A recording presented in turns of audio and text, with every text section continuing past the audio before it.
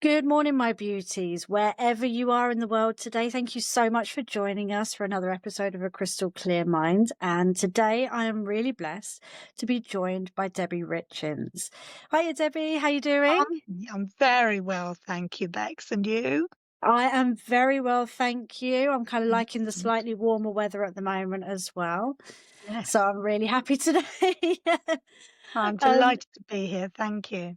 you said that you had a bit of a storm brewing in the background where you We are. do, yes. Yeah. It's having a bit of a rain, but that's all right. We need the rain as much as we need the sun, as much as we need the wind.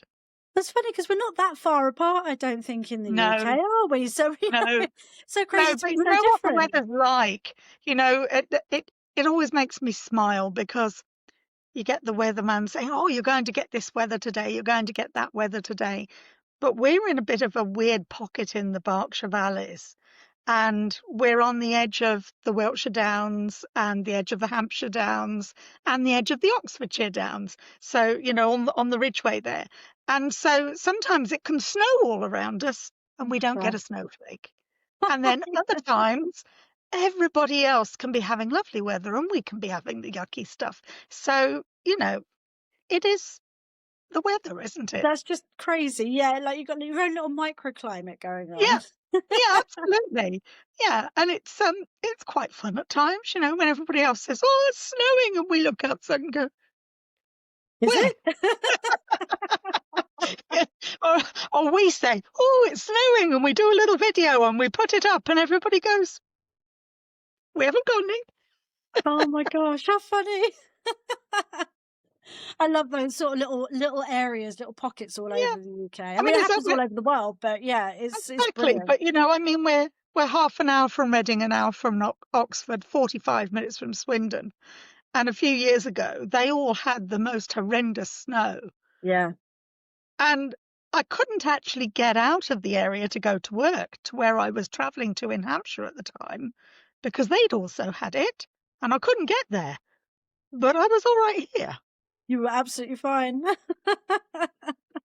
And then, of course, a few weeks later, it was the reverse and we were snowed in here and nobody else was. So Oh my gosh, how crazy. yeah, funny weather. I It just is look out the window funny. and enjoy whatever comes. Well, yeah, do you know what that's it, isn't it? We live in the UK. You just really have to roll with it. It can be one temperature in the morning, completely different in the evening. You can walk out in a jumper and all of a sudden need your sunglasses. So Yes, honestly, trying to keep up with it is almost impossible. It's all about the layers, isn't it? yes, Just all about the layers. Wear the layers, take them off, put them on. that's the one. Dress for all eventualities. Absolutely, absolutely. Well, we're not here to talk about the weather, of course, and as us British people, we could talk about the weather for absolutely ages, couldn't we? But we are actually here today to talk about you, fabulous you. So, Debbie is the relationship phoenix, and I love the name. I love the concept of phoenix in general and all the myth behind it. So anything that's got that kind of in the name, in the title, I really, really quite drawn to that. But I'm going to let Debbie tell you guys all about herself as I do with the guests, because no one can describe Debbie quite like Debbie can. She really is multi-skilled, multi-talented, multi-qualified. So yeah, I think Debbie, I'm just going to hand it straight over to you and go for it. Wow, Bex, what an introduction. So thank you so much. I've a lot to live up to now, haven't I? So, oh gosh, where do I start? I grew up in a dysfunctional family, parents divorced when I was very young at a time where divorce was still very frowned on and you were seen as making a show of yourself to leave the man, or to have the temerity to leave the man. And as my mother was dying, I was learning from her that one of the main reasons she left my father was because my father worked for the Grey Twins. Now, Okay. the Grey Twins were the gangsters, the mafia of the East End in the 50s and 60s.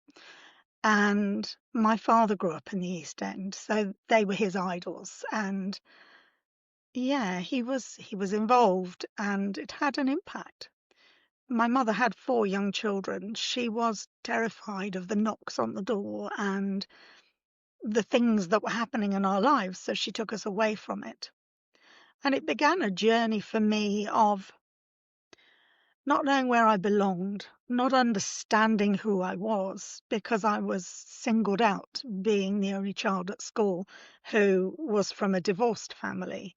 My friend, Yeah, it must have been very she was hard like, at that point, it, actually. it, it Yeah. was because, Yeah. I couldn't really understand that. I couldn't understand the concept of it. We moved a lot. It had a massive impact on our stability. We'd already moved a lot before I even left, so I didn't really understand what having a home was about because I didn't really have one. We were, all 4 of us were born in different places in London, and we literally were up sticks and moved, up sticks and moved, and that was all related to what was going on in my father's world. So childhood was very disjointed, and I took on a lot of beliefs that weren't healthy. I took on a lot of things that weren't healthy because I didn't know how to manage them. Yeah. Wind it forward into getting married and having my own life, my own world. I took all of that with me, not knowing that I was carrying this baggage that was going to support any decisions I made and was going to keep me in a place of abuse, a place that I was terrified of moving away from because the consequences of becoming a single parent were even more horrifying from my Yeah. own experience as a child. And I was not going to put that on my child. I did everything and I put up with everything for a very, very long time. Before my daughter was born, my ex-husband's brother was killed in a car accident and it had a humongous effect on the family. And I begged him to go and get support. I begged him to go and get grief support. We were living in a cottage on a farm that I was working for. We didn't have people around us. When you Yeah. live on a farm, you're Quite quite isolated. isolated. We Yeah. had the neighbor next door who was a man in his 50s, single man in his 50s, and the farmer and his wife and their son and daughter-in-law. And it was very isolating. And he started drinking the night he found out about his brother's death, and he never stopped. So the alcohol became his biggest crutch and it became my biggest fear. But I Yeah. didn't know how to articulate that to anybody, because of course we have these things: guilt, shame, fear, and all of the other beliefs and energies that we carry around with us. And I had them all. I, you know, I could have worn them like a flag quite easily because Yeah. I just didn't know how to deal with it. And I was in a huge place of lack because of working on the farm, because I had, dairy wages, which when we were first married, I had a very good job in Swindon where I'd met him, but he didn't want me to continue working. I didn't know about this. I didn't understand being isolated. I didn't understand financial abuse. I didn't understand any of those things. At 24, I thought, oh, wow, living in a farm cottage in the middle of the Oxfordshire countryside, right at the top of the Thames. How amazing. It's just everything I've always wanted: the peace, the quiet, the place, something to call my own, because Yeah. I'd never had that foundation. So I saw it as an adventure. I didn't see it as the beginning of any kind of abuse. I Yeah. didn't see it as the beginning of financial abuse. I didn't see it as the beginning of all of the terms that are used, and I rarely use them because I really don't like any of them, but they were all there, and I didn't recognize them because I was so blinded to, gosh, it's going to be wonderful. I'm going to learn all these things living in the countryside. I'm not particularly happy about working for the house, and that, but he didn't want to buy. He was only in the early couple of years of his own business and he didn't want to buy. We can save the money. Well, that never happened because when his brother died, he went into himself and stopped earning because he couldn't get up to go to work for Yeah. migraines. He wasn't focused.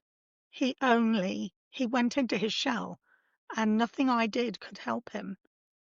I wasn't equipped emotionally, intelligently, in any way, at 25 to deal with this. And it was jolly hard, jolly Yeah. hard, and I Mm. spent many a quiet moment when he actually was out at work, in between my work at the farm and working at the pub, to just sort of think, how do I change this? What can I do?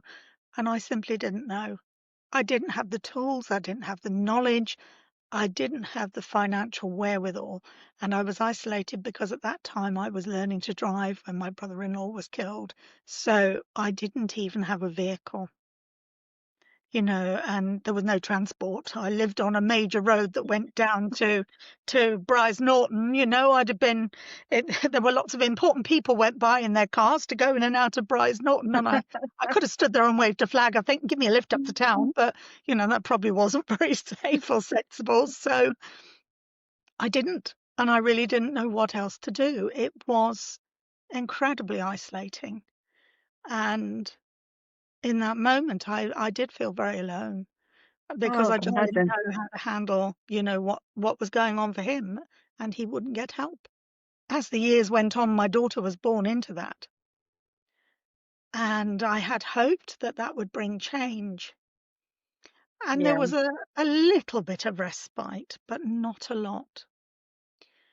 Because 7 years after his brother was killed in a car accident, 3 generations of our family were killed in another car accident. Again, innocent Oh my God. parties. Um, you Wow. probably would have read about that because it was worldwide news, because 3 generations then in the 1980s was very rare. And the family were very well known in Cirencester. So, of course, that made massive news culturally as well Yeah. as, throughout the world. And it was devastating to the family. It was the same side of the family, the maternal side of the family. They were quite a small insular family. So, all of a sudden there were 4 members in 7 years of that family that were missing.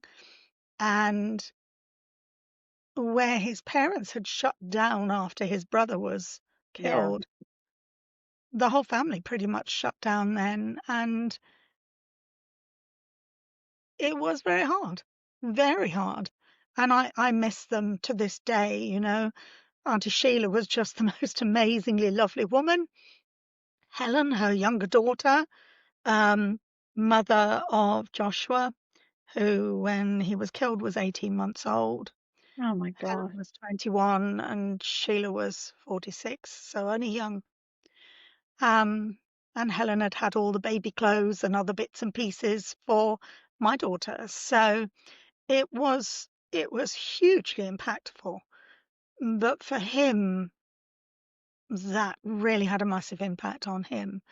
At that point in my head, and for many years afterwards, I said, that's the reason why things got so tough in the marriage. But actually, since I did the grief training and I really looked at my journey of grief, I realized that it had started before we even got married. Wow. And 2 lots of deaths actually just really opened up the chasm of what was there. Yeah, kind of exacerbated the situation. Yeah. Yeah. So it was a real journey in those few years, and of course my daughter was 5 when that happened, that second accident. And she didn't really understand what was going on. No. She was also very close to them because she'd been used to going to see them.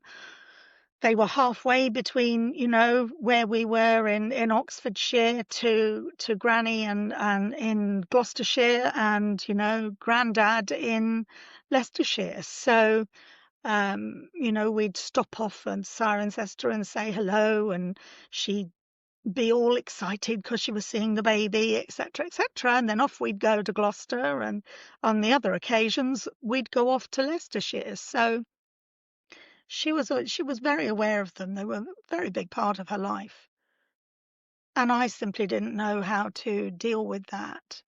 Um, and she was too young to really understand the implications of it Yeah. all.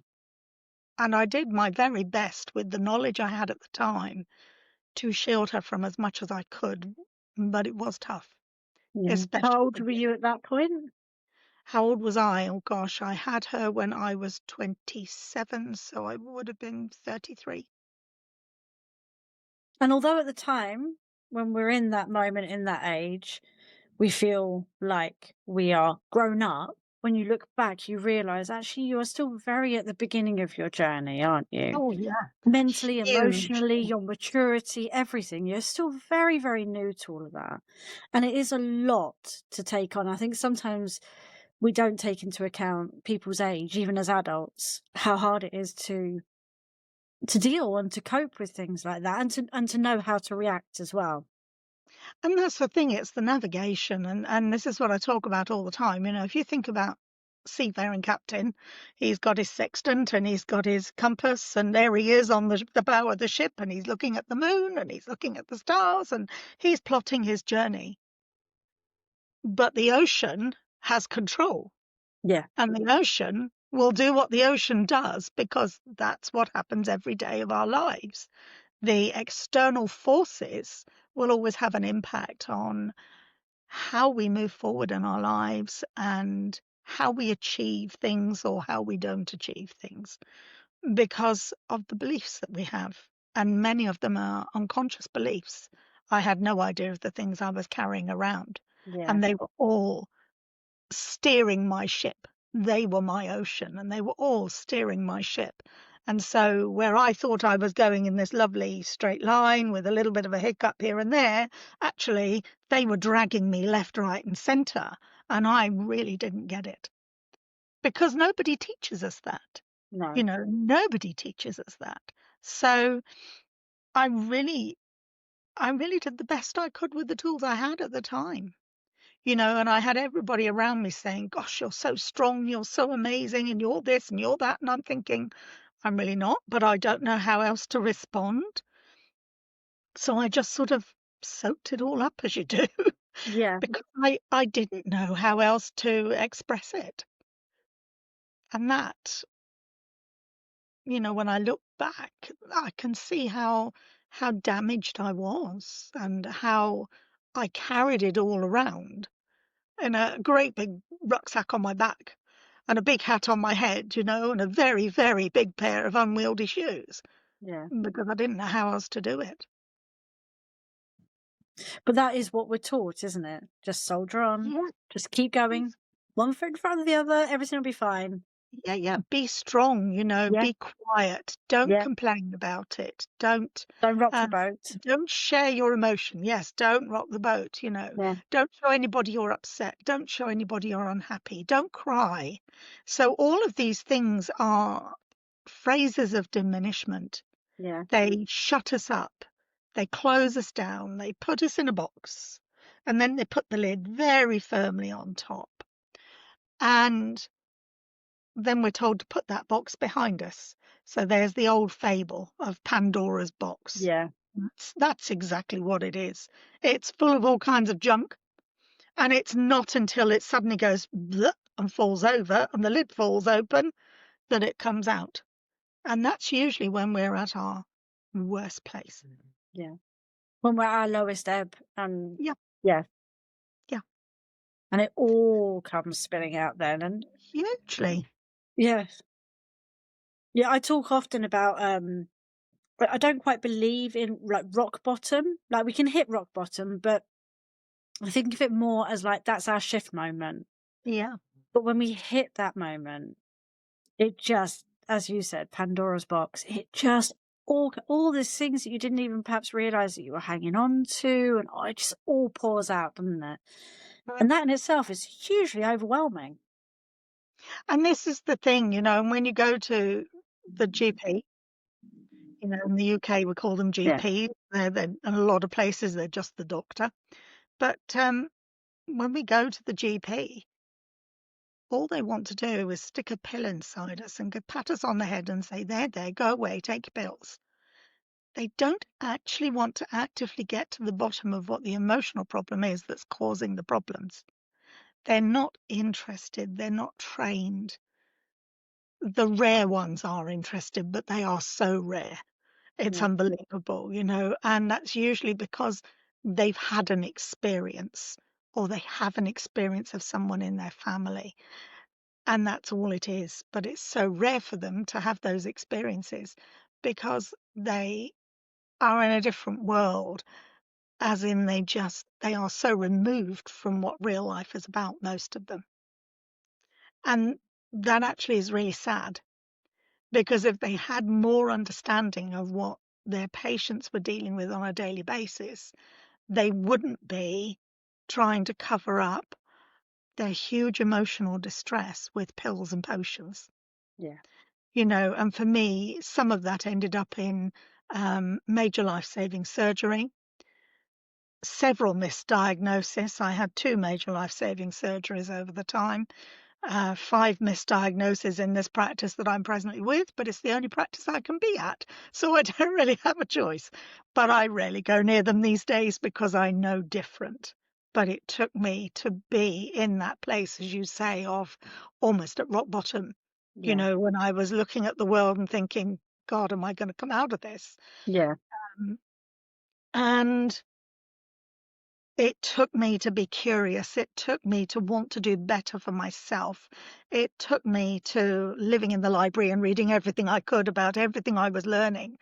It took me to explore and ask questions and be a real pain in the neck at the GPs who didn't like it because they couldn't answer the questions and they weren't prepared to find the answers.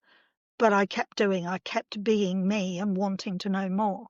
Because if this is happening to me, then I need to know how to manage it. But so many people get overwhelmed by the system as well. And so they just take it as read.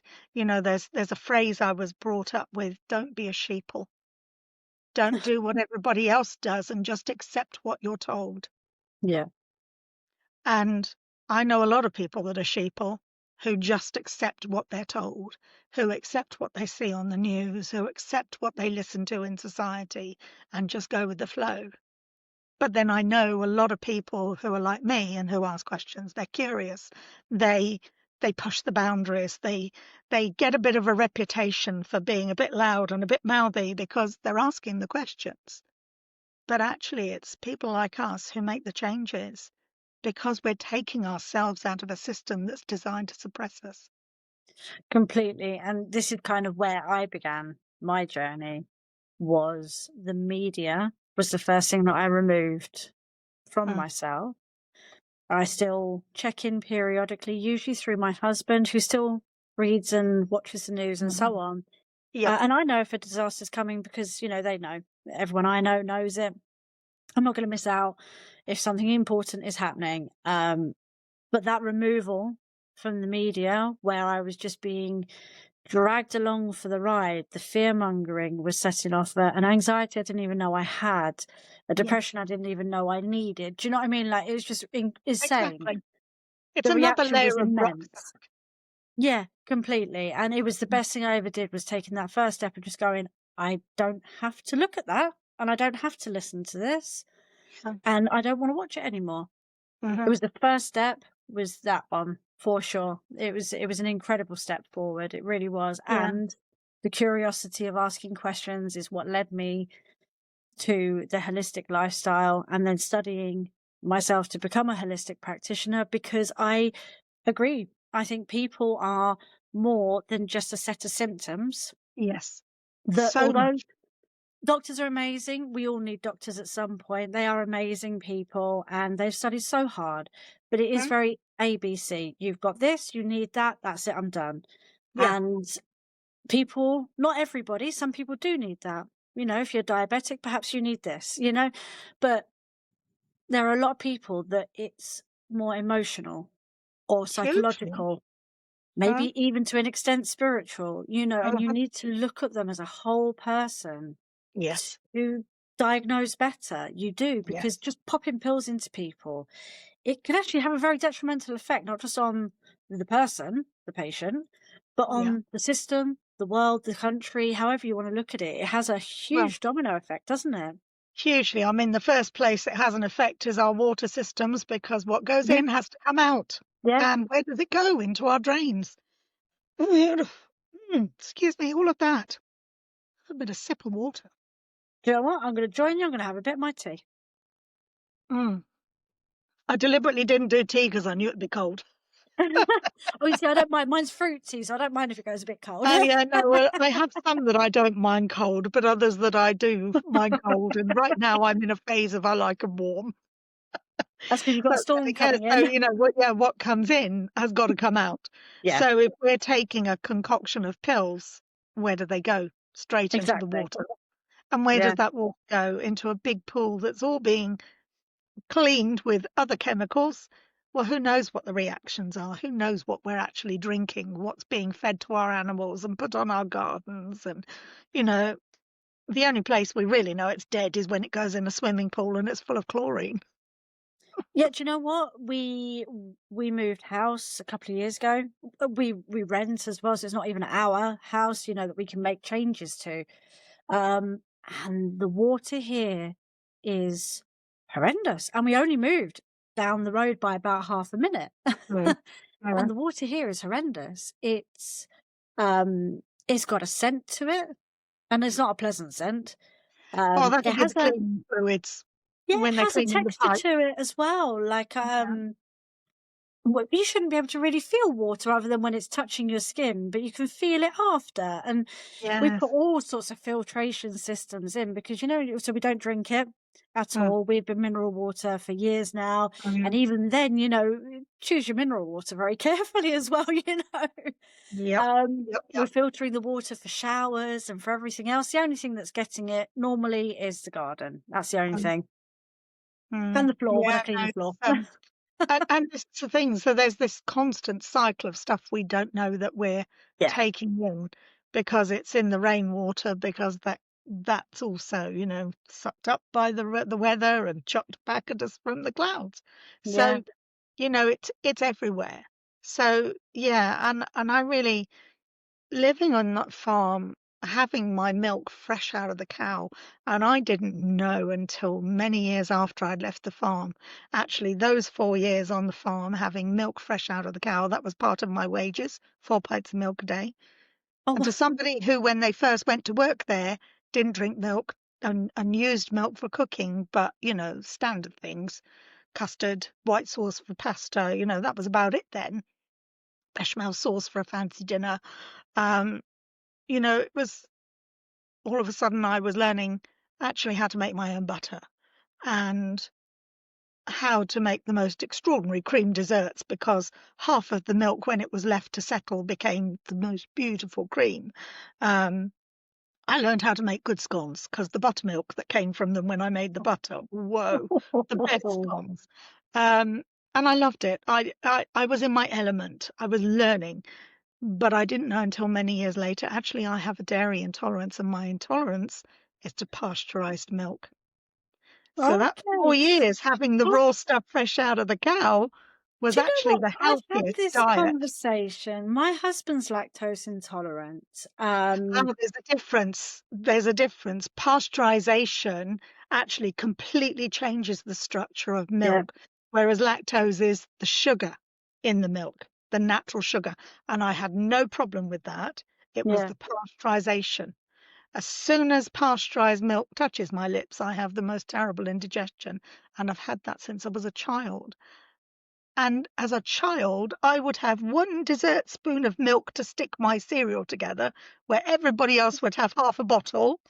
And I would, my porridge was always made with water because I couldn't eat porridge made with milk. It was too rich and I suffered afterwards and I didn't know why.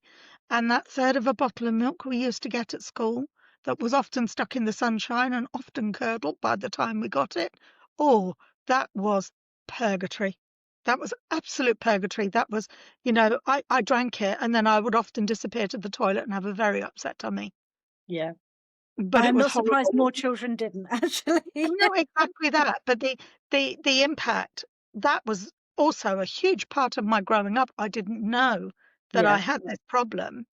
And of course, I never spoke about it because I didn't know it was a problem until I was an adult and I was having vegetables from a farm vegetable supplier. And they were starting to bring in raw unpasteurized milk. And I was like, wow, I can't wait. And then I was looking at it thinking, I can't actually drink the quantity they've got. And I don't know if I could get my partner to have raw milk. Nowadays, he's very much more educated. And nowadays, if I was to do it and take the plunge and go back to it, I know yeah. he'd have a go. But then it was I can't actually drink 10 pints of milk to myself in a month because I've cut dairy out so much because of these issues. So, and you can only freeze it for a month. So I couldn't even say that I could stuff it in the freezer and know I'd finish it by the end of the month. So I was in this place of I really want raw milk, but I don't have anyone to share the order with, so I can't do it. Oh, and I'm still sort of in that place, which is a bit frustrating. I really need someone to share an order with because I'd love to get back to raw milk. That's when I was at my healthiest. Yeah. And it wasn't, again, until I did the grief work that I really understood that. That changed a lot of things for me as well about how I looked at the nutrition, how I looked at what I was Yeah. taking in more deeply. And I've always had an interest in food. I did home ed at school, cookery exams and all the rest of it, and did really well in them. And of course, I grew up doing all that at home because my mother hated cooking. But again, I didn't know why, and that was because of the trauma of the marriage. Yeah. And I didn't discover that until she was dying. And it's a shame that you had to learn all of this about your family on her deathbed. I mean, Well, there are two ways of looking at it. She did what she could to shield her children. yeah, She didn't want her children to grow up with the beliefs around our father and his behaviors that she had experienced, and she did what she thought was right. And it's interesting. After her death, when I was talking to my younger brother, there were a lot of things he knew that I didn't know, including the fact that he grew up with my grandparents, so he heard a lot of different conversations. And I didn't know until my mother was dying that my father raped her on their first date. And here I am. oh my I God. didn't know that. Because in those days, taking a woman into a place where she couldn't shout for help and having your way with her was quite acceptable. Mm, But it was rape, yeah, you know. And when she sort of came out with that about 3 weeks before she died, I really had to think hard about it because at that point she'd actually been diagnosed some years earlier, but we didn't know about the diagnosis until she was dying. She had frontotemporal dementia. So frontotemporal dementia takes you on a journey of realism and non-realism within seconds in the same sentence. So she'd start to say something that was completely not real. And then all of a sudden something would slot in that was completely real. And then all of a sudden she would right. disappear back into her books that she swore blind she would never read. And she started reading in her last few years of life. And that for me was a signal there was something wrong, but I didn't know what it was. So I really had to come away and process this and think about it. And because she was very, very deaf, profoundly deaf, and she had very limited sight. She only had 30% sight in her left eye. So having a conversation with her about what she told me was completely impossible. Yeah, And also it was through COVID. So, even though I broke every rule in the book to be as close to her as I possibly could because of the sight and hearing issues, um, I was very careful not to get caught, yeah, so as soon as I heard the door, I had to I had to sort of separate myself from her and look as though I was sitting behind the screen. Oh, that was a terrible time. So it was it was a really tough time to find the truth of how I had come into the world. And that's taken me some time to process and understand, and actually I have a lot of compassion for her for holding on to that, Yeah, because look how that coloured her life. Her health was horrendous all of our lives, all of our lives. And the emotional toll of carrying that definitely had an impact on the health issues she had. It definitely had an impact on the cancer and all of her breathing issues that she struggled with for most of her life. So I think she had an extraordinary strength to hold it in. it takes a lot to not say some things, doesn't it? As you Yeah, said, an it's a lot of extraordinary energy strength. to Yeah, keep the door closed. yeah, And very it much so. wasn't, again, when I did the grief training, that was the biggest thing I learned, was how I had become so sort of taught, because I was holding on to so much and I had no idea how to let it go. So the grief training showed me how to acknowledge. And the grief training in itself was a complete revelation, because it was learning that I wasn't wrong in the things I was experiencing. Yeah, No, I'd had GPs tell me I was imagining things. I'd had friends tell me not to be so stupid. And even my mother at times would say, "Oh, you don't need to worry about that. Just put it in the back of your mind." And my father over the years was, "Well, we just have to get on with things." And in fact, I found myself, when I was going through my divorce, challenging him quite a lot on that. Is that what you did with us when yeah, you didn't turn up? When you said you were going to come and visit us and take us out for the Sunday, and we'd be waiting in our best clothes, absolutely spotless, waiting and waiting and waiting, and you didn't turn up. And then Mum couldn't feed us because she had no food in the house. And she was absolutely beside herself because she couldn't feed us. So, and he could never answer those questions. So I said to him, I can't just do that. I can't just put it in a box behind me. I yeah. have to deal with it. I have to confront it. And I have to find a way to move past it.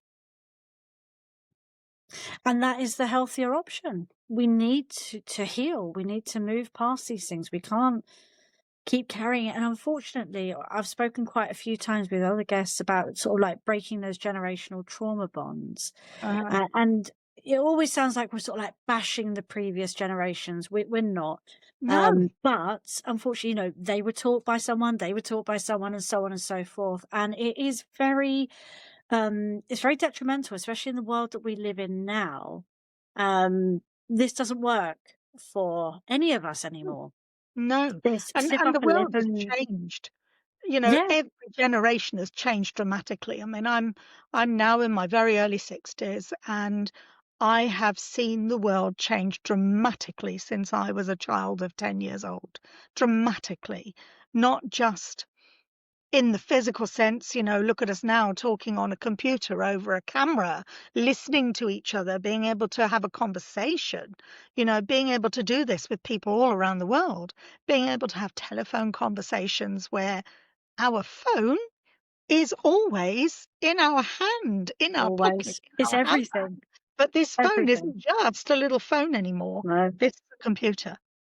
This is the world in our pocket. The closest to the world in our pocket when I was 10 years old was going to the neighbors to watch the television because we didn't have one. And um, I see how differently people speak to each other. There's a lot more knowledge. So a Yeah. lot of people think they know what they're talking about. And we go back to the labels. They spout a lot of labels. Yeah. You're this, you're that, he's this, he's that, she's this, she's that. But they don't understand the labels they're using. So they pathologize everyone. But they can't pathologize healthily or with clarity because they don't understand the pathology that they're spouting. It's become a fashion to use these terms, and you see it all over social media, and there are people who are Yeah. purporting to be coaches, and it's all about narcissism, and it's all about this, and it's gaslighting, and it's this, and it's that, and it's the other. And they are pushing people's limiting beliefs even further down the line. They're making it harder and harder for people to step outside of those labels because they need a label to keep them in a safe place. But actually the label is doing them harm. It's not healthy for them. And this is where I do the work I do, because I want the people that I work with to be able to step out of those things. I want them to find that person within, that inner child that's been there waiting to come out and been suppressed by so many things. And my own journey has shown me just how powerful that is Yeah. and how important it is. You know, it wasn't until I did the grief work in 2019, and then I stepped into the NLP and the hypnotherapy in 22, that I really realized that so much of the real me was buried as a teenager and never had the chance to surface. And I'm still finding, you know, now in 2025, I'm still finding pieces of me that never saw the light of day when they had the opportunity, Yeah. because I towed the line and I did all the things that were expected of me. And, you know, I stayed at home and I looked after my siblings, and I brought money into the house and I paid the bills and I put food on the table because my mum was working shifts on the railway and she was doing what she could to keep a roof over our heads, but she couldn't do it all. So I did my bit because that's Yeah. what was expected. And then that thing of going into a marriage, I did what was expected. And I was stuck in that place of not knowing how to articulate things. So I would make up little things to keep myself safe, because that's what we do. We create things to keep ourselves safe and we hide behind them. But I didn't know how else to behave. Yeah. And Well, when I that's the look, thing. I can see that child kept poking at me, but I was ignoring her Yeah. because I was terrified of being in the same place that my mother had been in as I was growing up. I Yeah. was absolutely terrified. In my head, when I got married, I was never going to get divorced. Terrible limiting belief, terrible limiting decision, because it put me through 20 years of an abusive marriage that, had I not had a car accident, I would have carried on doing, and I possibly wouldn't have been here. And that's not because I would have taken steps to do something myself, but my health was becoming poorer and poorer and poorer. My emotional health was having an impact on my physical health, but I didn't understand it until after I left the marriage and I had the first of the 2 life-saving surgeries. Yeah. And it was a direct result of the emotional stress and distress that I was experiencing in the marriage that created the singular gallstone that nearly killed me. And that was the surgeon that told me that after I'd had the surgery. "I've only seen 2 of these," he said. "I've been practicing for 24 years. Yours is the second." And it's emotional stress and distress that causes the body to go into extreme calcium buildup, Right. but it can't expel as fast as it's creating. Yeah. So it spins itself into a ball. And it was just shy of the size of a tennis ball. Oh my God, a gallstone. They bent double and I was in agony. And I was going through all the post-divorce abuse, or through the post-divorce. It was the divorce abuse at the time, living in one room, completely on my own, another county away, here now where I live, because I couldn't cope with being on the doorstep with my daughter because Yeah. of the abuse I was experiencing on the doorstep from him, from the people he involved, from the emotional damage that was being done to my daughter that I couldn't protect her from. Yeah. And she couldn't see she needed protecting from because she was standing up for her poor daddy, which is fair enough because that was all she knew at the time, you Yeah. know. And I knew no different. I didn't know I was grieving, and the grief was destroying me, but I didn't know that. You know, when I came here to Newbury, in the first few weeks of living in Newbury, I was told by a GP that I was a neurotic divorcee and to go away and take my pills. It was actually what was going on with the gallstone underneath that was making my grief far more pronounced, because my body was physically saying there's something wrong and Yeah. she was ignoring it. Yeah, yeah, yeah. Because you're almost in You an know, infection stage, your body's trying well, to highlight it to you. exactly that. Exactly that, you know, and I have to tell you a funny story about that. So, in all its seriousness and the journey I had with it, it brought the smallest smidgen of laughter because I worked in dentistry at the time and I was working in a dental practice in Newbury. And I really loved my job at the time. I really did love it. And I was surrounded by a really lovely group of people who had no understanding of what I was experiencing. So I was a little bit like a thorn in everyone's side because I was in such an extreme state of distress for a lot of the time. Um, Circumstances that I could not change and avoid. However, the surgeon happened to be a patient at the practice. Can you guess what's coming next? So he waited for me to get back to work and he made an appointment to come for his dental examination.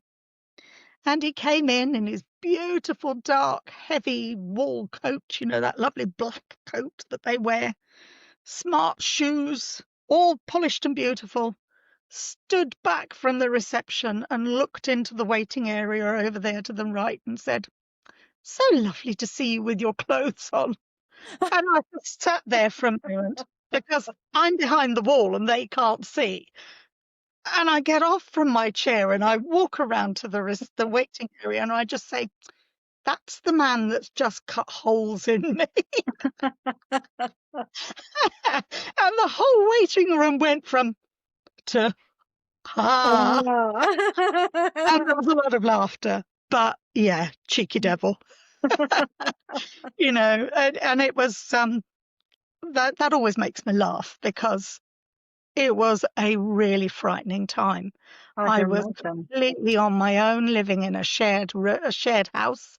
It was fortunate that one of my housemates was home because I didn't even have the energy to ring the ambulance. And had it not been for him, I wouldn't be alive. So, you know, I have a lot to be thankful for my housemates for.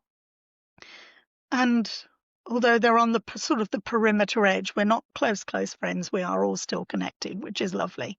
That You is know, and that nice. was quite some years ago. Gosh, where are we? That would be nearly 20 years ago when that happened. So, yeah, And this experience is what brought you around to the grief training? it was Or part of sort of like it. combined, yeah. Part of it. I had experienced a lot of bullying in dentistry. As I was going up the ladder, it became worse and worse, more pronounced, very much around money and around, you know, men wanting to keep the money and not actually run the practice the way it needed to be run. And I'd got to a point where something had happened and I was being told I had to keep my mouth shut and I wasn't allowed to do this and I wasn't allowed to do that, when actually, if I'd been a registered practice manager, it was my legal obligation to do so. Yeah. So I just sort of looked at what was going on in my life and I said to my partner, "Look, your mum's just been diagnosed with dementia and I really need to get out of this and she needs help. So would you mind if I just took a step away from this job and I think about what I want to do for myself going forward, Yeah. because I just can't, I cannot work with this abuse in bullying in dentistry anymore."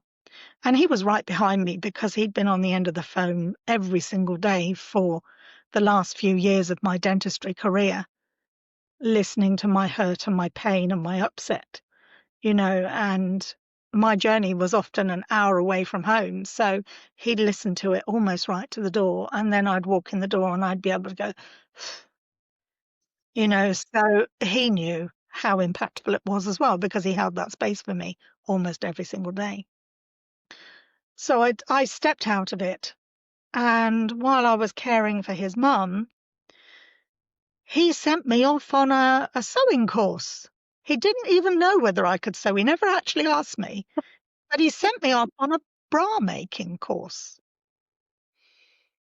because I had a terrible time getting bras that fitted because I was extremely skinny and narrow on the back with a very voluptuous bosom, which I absolutely hated because for me, bra shopping and shoe shopping were the two anathemas of my life that I could have Yeah. done without, you know. And we travelled quite a bit to go bra shopping to find bras that fitted because they just weren't really, plus size wasn't a thing then. No. And it was really tough. So he got it in his head that I needed to learn how to make bras, excuse me, so that we could start a business making bras. And we did. We did. And I ran that business for 6 years and I was almost at the point of breaking even when I had another very serious health issue, which was related to a misdiagnosis when my daughter was 3 years old. Oh my God. Something I had lived with for many, many years that was also emotionally linked, extreme stress and distress, but in a different way. And I had another life-saving surgery at the beginning of 2015. And with that, it was only less than a year. And then I had to give up the business because I was physically and emotionally exhausted. My father had died in 2013 and the massive impact of that grief was still taking its toll on me. Because of that, my middle brother had decided to estrange, and he was the one I had been closest to for many years, especially through the divorce. So the isolation from that also was incredibly hard. Um, my mother had had a stroke in 2012, just 6 months before my dad had died of breast cancer. And that's when the diagnosis of frontotemporal dementia was made, but nobody knew because they didn't tell her GP. So she went for 8 years without any support. But we all noticed there were odd things, but Yeah. we didn't know what they were to put our finger on them. And her GP didn't know either, so her GP couldn't support her. So you can imagine there was this whole fluff of stuff. Her own health was up and down like a yo-yo. So I was backwards and forwards to Gloucester, caring for Simon's mum, running this business. My own health was suffering, and I was still dealing with post-divorce abuse, really ramped up post-divorce abuse, because 2015 was the year my daughter was getting married. It was the year that she had my first grandchild. It was the year that I was slandered to expel me from her life. Right. So I had a lot going on. Yeah. And it was also, where are we? Going back a couple of years, it was that networking group that I was affiliated to in Swindon, where I met the lady who was talking about grief, who was talking about this method that had been scientifically studied and that was very, very effective. And when I read the back of the book, it was like somebody'd switched on a whole array of fairground lights. Ping, ping, ping, ping, ping, ping, ping. I just sat there in shock because I suddenly realized there was something that I could do to help myself that was powerful enough to start making a shift. But with all this upset, I didn't have the finances to do it. And so I had to wait for that to happen. Weirdly, I had a car accident later, 2015. And when I did the grief journey, I understood why I had the car accident, because it's all about where our focus is, Yeah. away from the experiences we have several months before. And that was a big thing to learn. But then I was able to plot the journey of what had happened to me in my life from Mhm. childhood right up to where I was at that point. And the car accident, of course, had sort of woken up all kinds of other stuff. It was a car accident that had precipitated me leaving the marriage. So that in itself was a big, thing, because Yeah. it was like a 5-year anniversary, and weirdly the car accidents all happened either in the March or the September. Most of them were in the September, which was the one that precipitated my leaving the marriage. So it was a bit like somebody kept trying to put a bloody great marker in front of me and say, Yeah. "There, read the signs," and I was just clueless until I did the grief work. And then it was like somebody was opening a whole new book up for me, and the pages weren't muddled anymore, and the words weren't scribbled in tiny whatever they were. It was like they were all just suddenly becoming really clear. And that clarity was such a big shift. And so when the money came through from the car accident in 2019, I rang her up and I said, "Right, got the money. I'm going to get this done." And she said, "Well, you might as well go and train, because you're going to do what I would do with you in the training. You Right. will do it faster, but you will do it in the training." So I said, "Okay." So I took myself off to Cambridgeshire, where the training was, and I did the training. And within 4 days, my whole world had shifted. Literally. I suddenly started sleeping, which I'd never done in my life before, on day 2. On day 3, I had some massive ahas. And by the end of that week, I came back a very different person. And it was the beginning of my journey of change.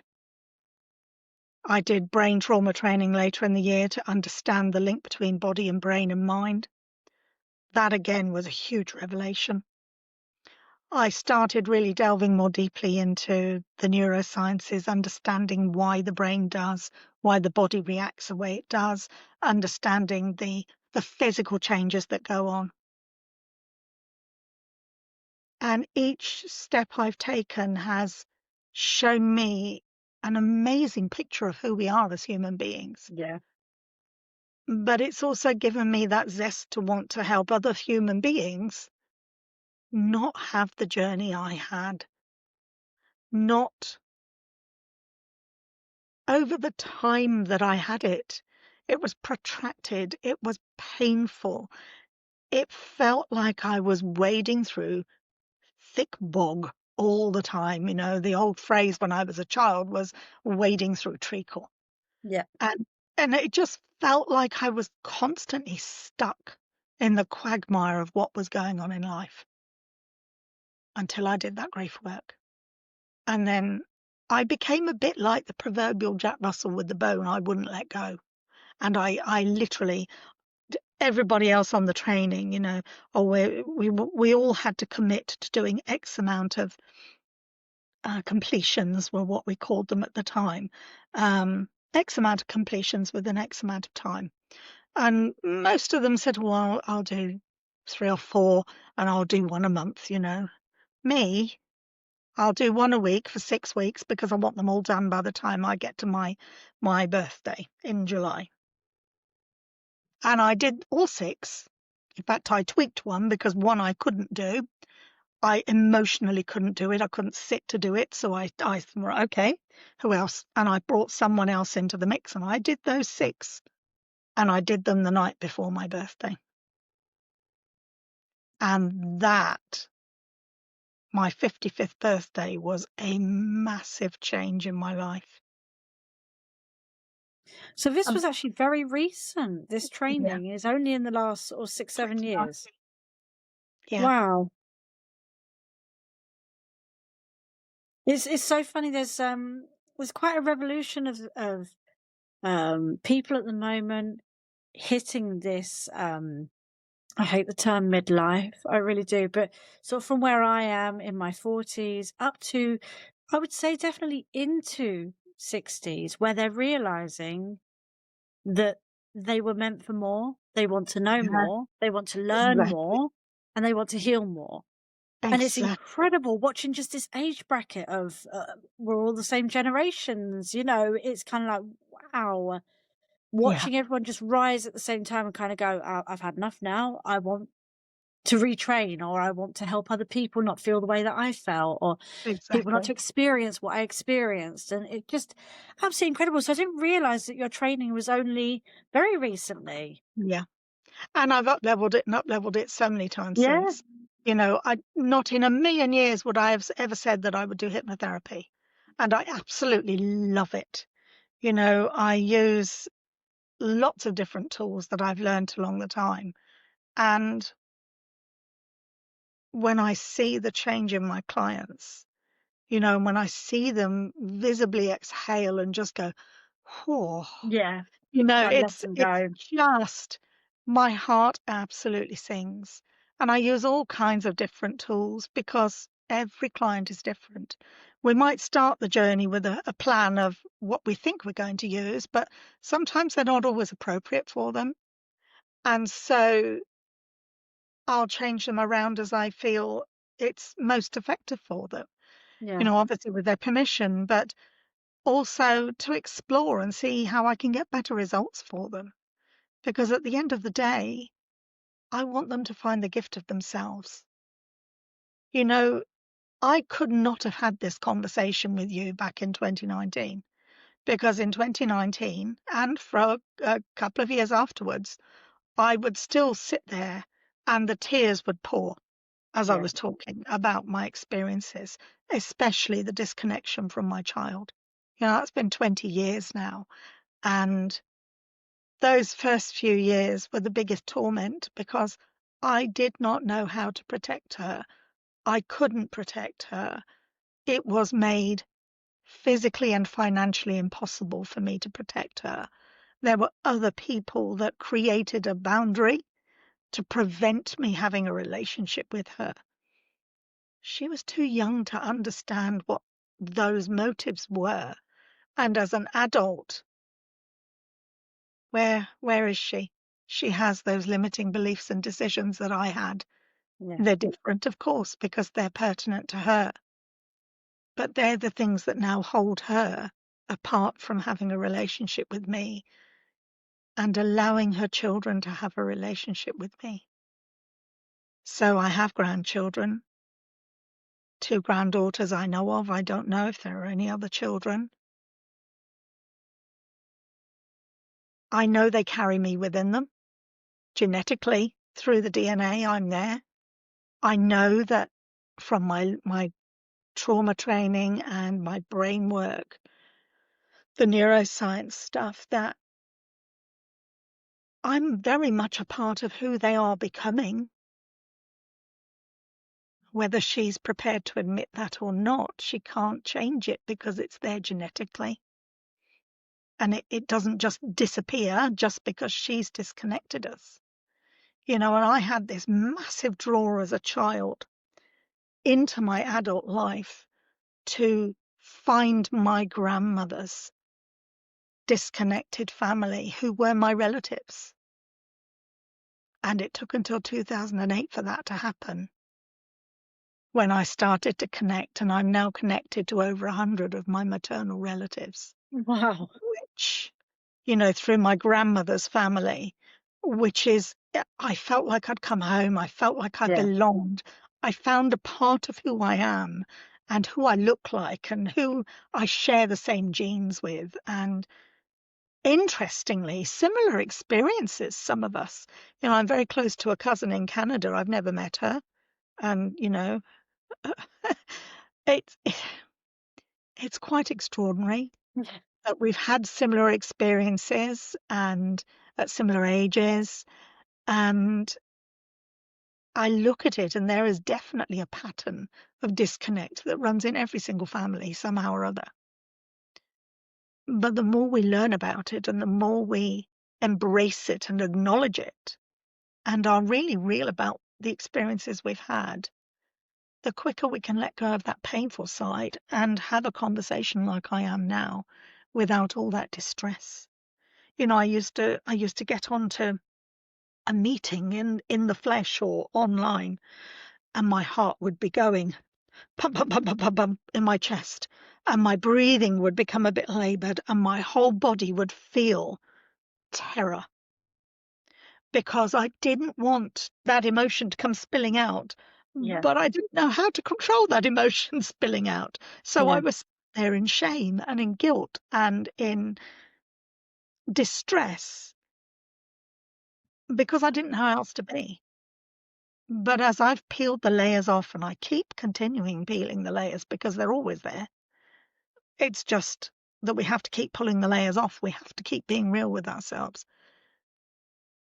It gets easier and easier and easier. Yeah. And the very telling thing for me was my dear, dear friend Annabelle. And she and I met at the same ladies networking group in Swindon way back 2011, 2012. And she said to me, "Dear Debbie," she has this lovely way, and she said, "Dear Debbie, I have to tell you what a joy it is to see you now. Because when I first met you and you first talked about your business and what was going on in your world, you needed to be right in the front. You needed to say it all, blah, blah, blah, blah, and it came out like a bullet. And then you would just shy away and shut yourself down and stand there and listen to everybody else. You don't do that anymore. You step back. You add to the conversation at the Mm. appropriate points. You listen more intently, and you're more in control of how you speak. That was huge for me to Yeah, and she's really right though, isn't it? feel in You were that way trying to get it out quickly before you let go of because of everything. my You're holding fear it all back. of Yeah. being abandoned, Yeah. because of my fear of being isolated, because of those fears that were holding me back and the beliefs that were all wound up with them. Yeah. And so I had to get it all out because I didn't want to not be heard. Whereas now, that's not so important anymore because I am heard in how I can be clear, how I can express myself without all that heightened emotion. I can always remember the first time that all of that knotted fear in my body wasn't there, and it was an absolute joy. It was an extraordinary feeling of peace and being settled and comfortable without that baggage that I was carrying around for so long.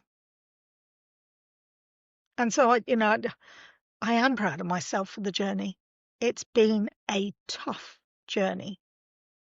It's been an enlightening, loving, joyful journey. And it's been extraordinary. And I'm proud of that. It's definitely a heck of a journey that you've been on. Absolutely. And we were talking before, weren't we, that the grief training specifically is not necessarily associated to death. It's Yeah, all the grief that you absolutely. felt for Because absolutely everything. yeah, the actual definition of grief is the loss of hopes, dreams, and expectations. So But we you know, have I've to, never even thought to look up what the definition of grief would yeah. be. You Well, just none of us assume it's death, don't exactly, you? none of us did Yeah. because that's how we were brought up. It And was that's death. the actual definition. That's the Wow. definition of Oh my grief. God. So for me, I had no foundation because I didn't stay in one place for very long. So Yeah. I didn't have a proper home until I was, gosh, where were we? 6 years old. A home that we stayed in for any length of time. Yeah. I was 6. In fact, I was nearly 7. And then the first home I lived in until I was 16 years old. That to me is home, and it always will be. Yeah. Everything before was a bit of a disjointed jaunt, but I was too young to understand most of it. But in my body and in my mind and in these beliefs, I was carrying all of it. And when I was living in the farm cottage, and then obviously I was pregnant and we had to move, and we moved on to the private estate in Oxfordshire where my ex-husband became the gardener, the head gardener. In my head, that was my forever home, Yeah. and that was going to be my settled home for my daughter and whatever children I managed to have after that. But it wasn't, because he wasn't settled and it wasn't working for him. So everything went a bit pear-shaped. But the grief that I was experiencing at the time meant that I physically couldn't pack my boxes. I physically couldn't open the drawers and put the things out of the boxes. And I didn't understand. It's because I'd had that very disjointed start in Yeah. my life where I had no foundation. And here I had created that foundation for my child so that she didn't have all of that upset that I'd had. And there I was, not being able to protect her from the upset that I'd experienced. But I didn't realize all that inner turmoil that was going on was what was making that so difficult. And I had my friend telling me, well, it can't be that difficult to open a drawer and pack a box. But for me, it was terrifying. Again, when I did the grief work, that's when I understood why that was so bad, Yeah. why I'd got stuck in this place that I could not extricate myself from. And this is what happens to mums who are being separated from their children, whether it be through a general, what I call a general divorce, through the normal family court process, where, you know, one family suddenly becomes against the other family and all kinds of awful things are said and done, very much stretched out by the time people are in court. But also there are the mothers that are separated from their children through the services, social services and Yeah. other child-centered, I'm going to say it very tongue-in-cheek, child-centered services where mothers are being forced to separate from their children. Their children are being taken under the pretense of Munchausen's. You made them sick. That's why they're in hospital. When more often than not, actually, the child does have a very serious health issue that's been ignored by the Yeah. medical profession.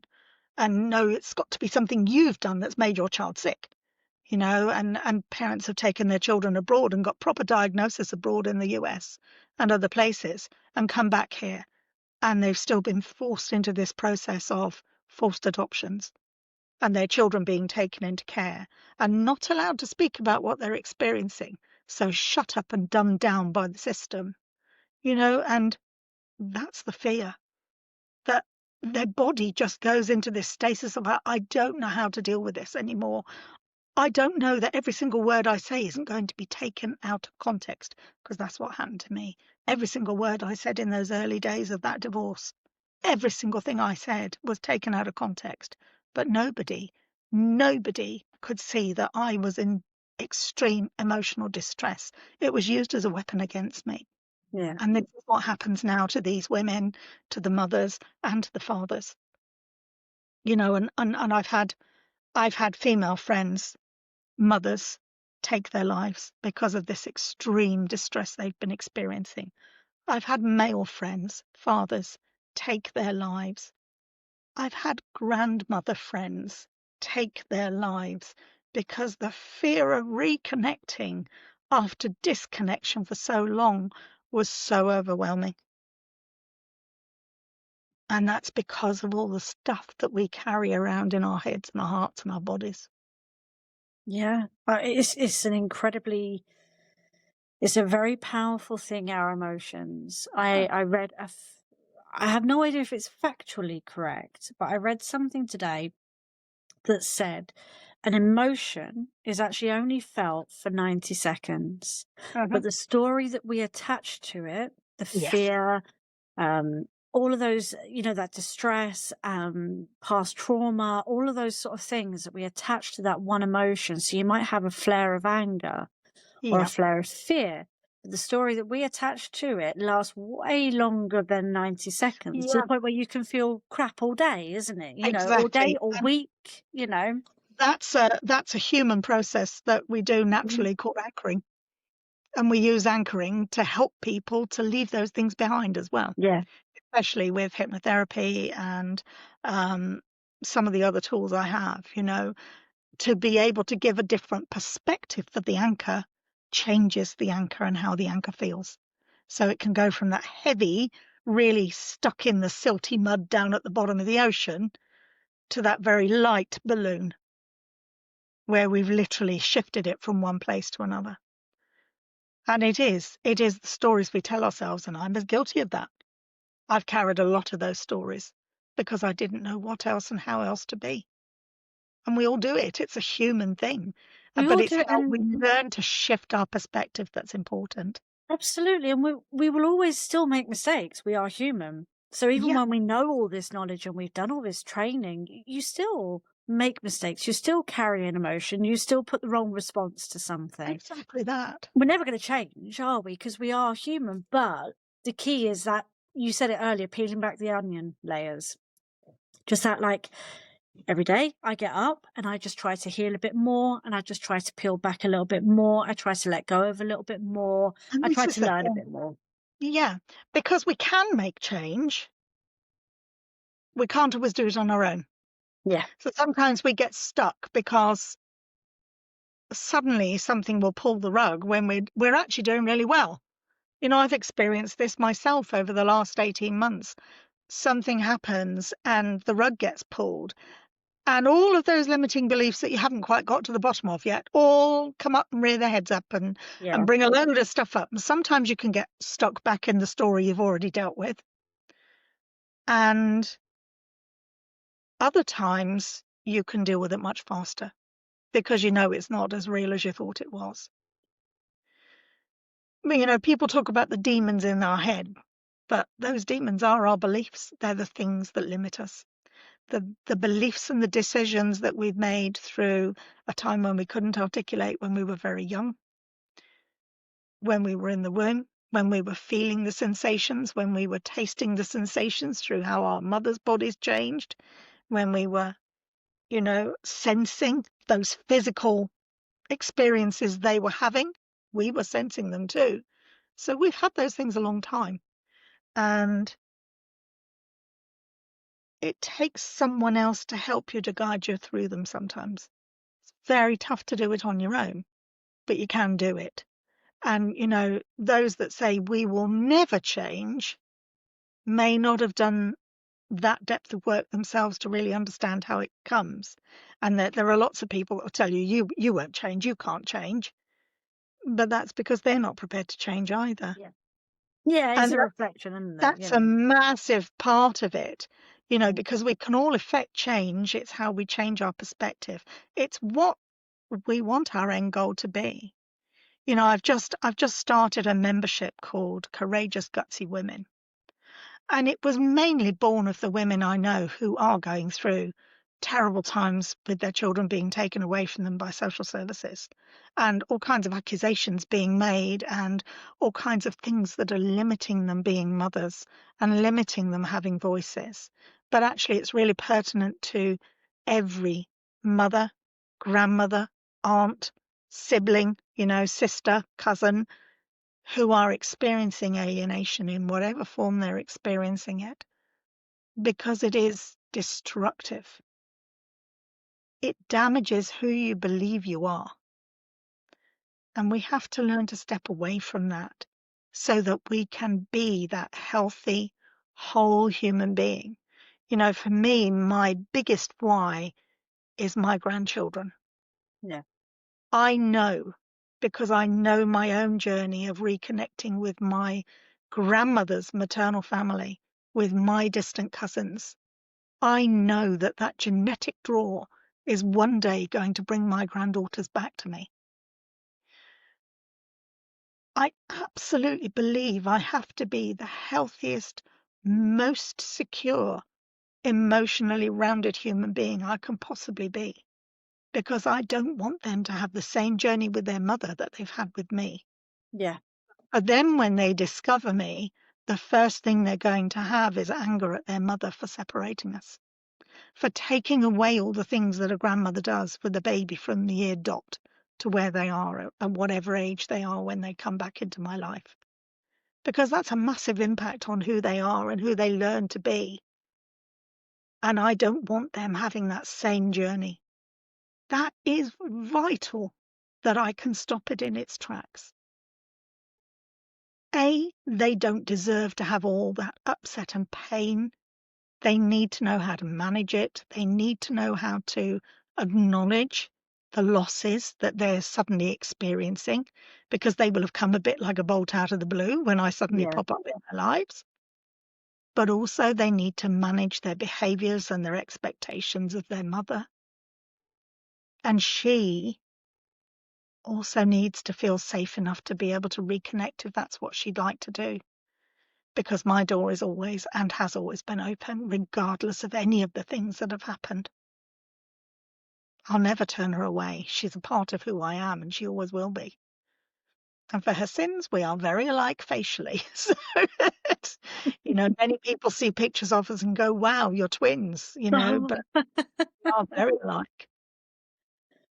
But I don't want her to have all that heartache with her daughters that I've had in this journey of 20 years with her. She Oh, doesn't deserve that absolutely. because she couldn't protect herself at 14 and I couldn't protect her at 14. Yeah. And that was neither of our faults. We were vulnerable prey to people who meant us harm. But you see, I hear you say this, and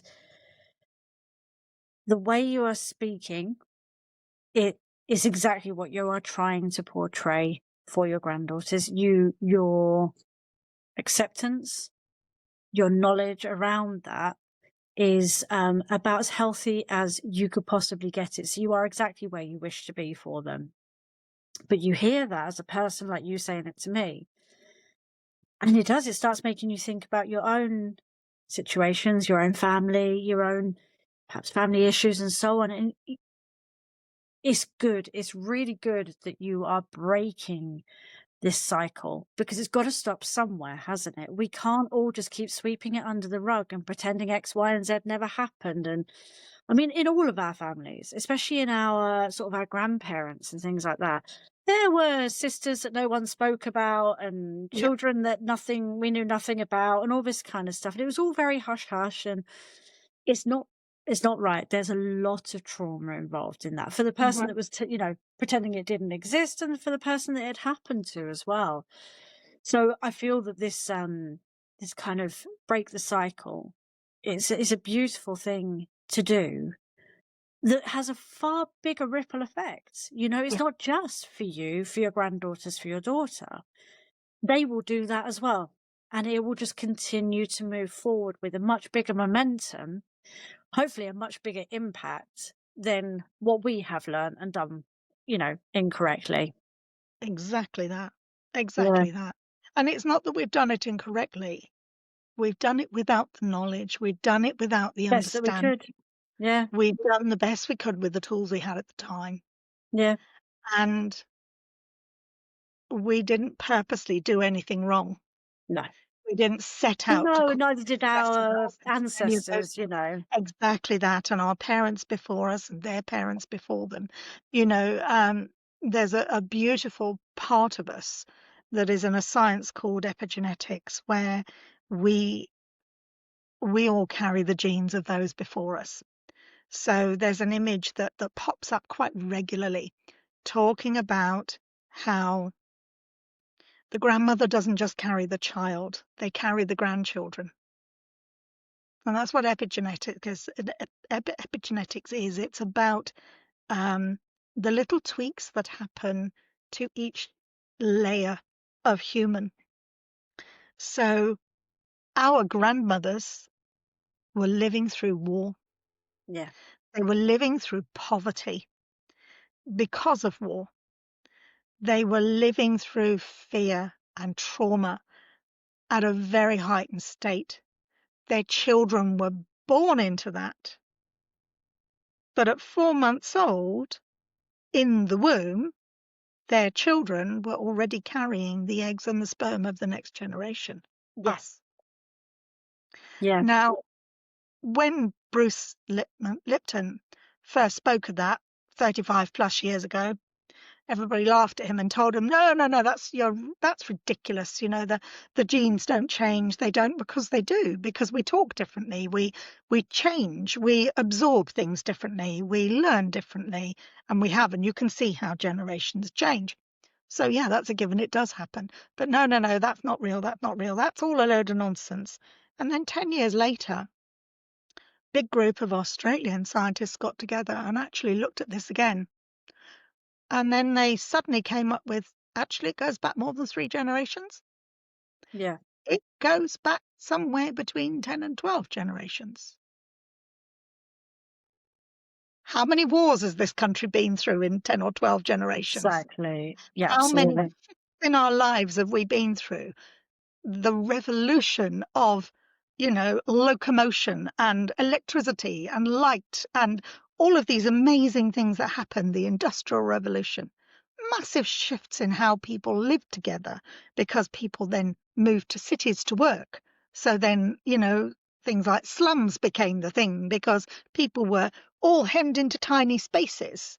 But what impact is that going to have on us as human beings? How is that trauma going to dictate how we live? So if all our generations have had all that, what the heck are we carrying around inside us? Yeah. And it all comes out in our limiting beliefs and decisions because we're going to carry those things generationally without even understanding what we're carrying within ourselves. You literally That, like that was a huge, yeah, that was a huge learning for me. There's an amazing Yeah. book by an author called Mark Wallin, and It Didn't Start With You, and it really explains epigenetics really well. And when I read that, it was another, fairground moment. Pop, pop, pop, pop, pop, Yeah. pop, pop. And it was like, wow, I really see myself differently now. But now I can understand why I've got that real genetic urge that I need to meet my family, that I have become satiated with the connections I have now within my family, the people I've got to love and cherish who are halfway across the world and who I don't physically see from year to year, but they're there. And we're part of each other. And that's quite profound. And Very. this is what my granddaughters are going to suddenly discover because I don't even think they know I exist. But what are they going to discover when they do discover me? Yeah.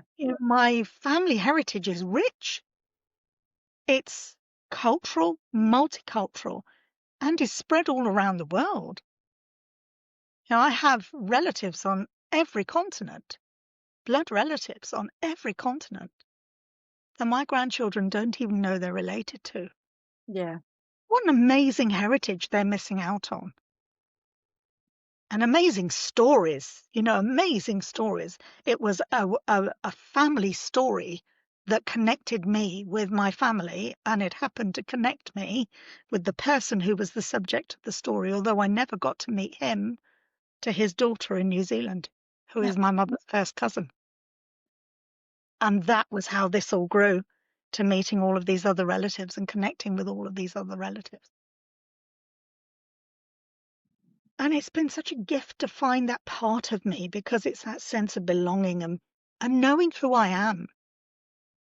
And I know that this is a journey my granddaughters are going to have when they reconnect. I mean, that's all Because, we're trying to do, isn't it? We're all just trying to find out who we are really, yeah, not who are we told that we yeah, are, not who we've been molded into, exactly that. Not but who we've been molded into. who are we? Yeah. Yeah, who we are And inside. I look going right back to the very beginning. Who was our inner child telling us as well? Because that's the Exactly. real us, isn't it? Just, Exactly that. that's really It's us. that part of us that sees who we Yeah. are and never got to express themselves Yeah. and is now expressing themselves. Yeah. Yeah. No, I Good tell you stuff. what, I don't know about anybody else out there, but like, wow. Like, honestly, that's just, yeah, absolutely food for thought. Like, so much food for thought there. Mhm. It's just been wonderful having you on, Debbie. Thank you so much for coming on. I hope, as always, with our wonderful guests, that Debbie resonates with you guys out there. And of course, as always, I'm going to pop all of Debbie's details. And there's loads of ways to contact you, isn't there? I notice that Yeah. you've got like a fabulous array of socials you have. So there's plenty of ways to get in I touch with wouldn't say I'm an Debbie. expert though, but I am there. You're there. There is a presence. There is a presence. Yeah. There's a There is a presence. presence. No, it's good, and literally you can contact Debbie in so many ways, and you can work with her in many ways as well. You know, this Mm. sort of multi-skilled, multi-talented side kicks in because there's definitely more than one way to work with Debbie, and Oh, yeah, and to get help as well if yeah, anything's needed. So as always, I'm going to pop all of that into the bio of the episode, and then they can literally just hit the link and find you in whichever wonderful. capacity it might be. Wonderful.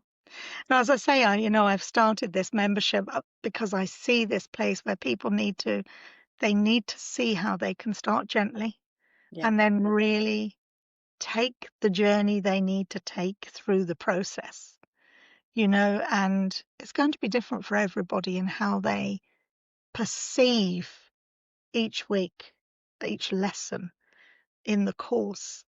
But that membership is their place to find themselves. And then if they want to step it up and do bigger work with me, then there are lots of ways we can do that. So it's a really exciting new way of being for me, and I'm really looking forward to it. Starting to get some lovely members now in the Facebook group, and the membership people are starting to be really interested in the membership itself. So it's quite exciting. Oh, that's fabulous. Absolutely wonderful. Well, thank you so much for sharing your absolutely incredible and very inspiring journey with us as well. As I said, loads of things to sort of take away from that. There's very multifaceted to take away from that. You can take a lot from your story, from your journey, and from what you've learned along the way as well.